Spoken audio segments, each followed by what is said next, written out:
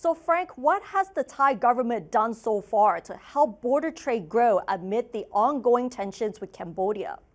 Hi Ned, as you covered, Thailand and Cambodia's tension have revived again, and no doubt the tension impacted directly to the border trade, as which generated over 100 billion baht. However, according to the Department of Foreign Trade, border trade with Cambodia shrank by 97.5% in July, and thereon plummeted by 99% to only 10 million baht in August on year-on-year basis, which this small amount of trade included Thailand's exports of wine and fuel to Cambodia. And we also see the same in September.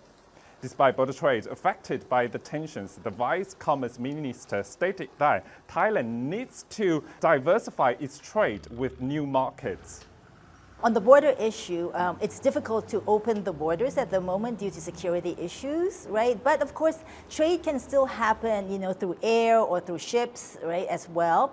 But of course, for the border trade itself, it's not very easy. And of course, as you mentioned, our trade with Cambodia is around 4% of our total trade with the world.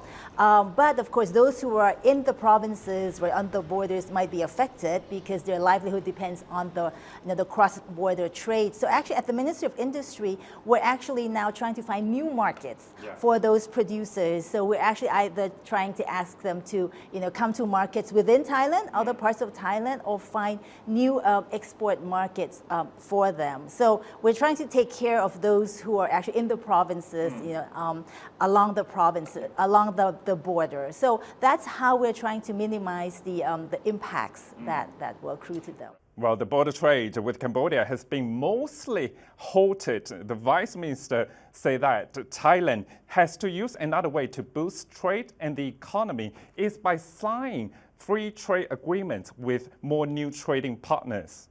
Now, Thailand has 14 free trade agreements in force, covering 18 countries. Thailand has the agreement with ASEAN, India, Chile, Japan, Australia, New Zealand, and the bloc-to-country agreement within ASEAN, while Thailand has signed agreements with Bhutan and Sri Lanka earlier this year. Vice Minister stated that Thailand will accelerate the implementation of the non-EU member FTA and push the negotiations for the EU-Thailand FTA in coming months. We have around 14 FTAs at the moment, right, that is already effective.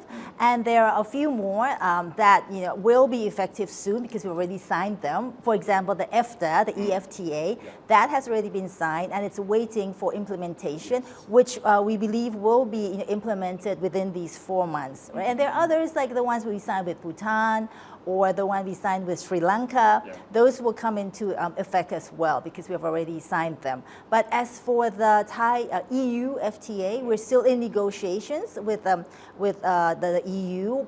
The expected negotiations will probably be finalized by next year, and then we will then right, and then it will go into the signing phase and then the implementation phase. So the actual implementation will probably come in the second half of next year because we still have a few more chapters that we need to negotiate with the EU as well.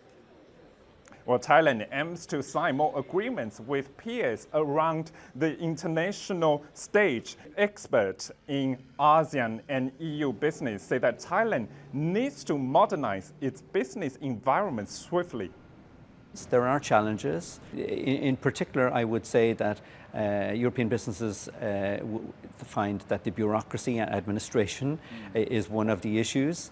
There's a lot of regulation that's probably not fit for purpose anymore and needs to be modernized or simplified.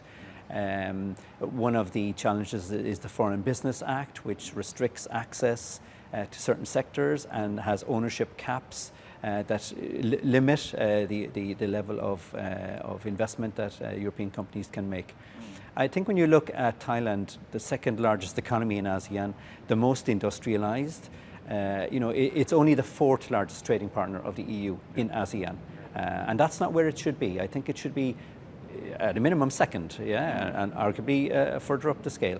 It only constitutes 14% of EU trade with ASEAN, And again, it being the second largest economy and a long-established industrial economy, I think Thailand could do better.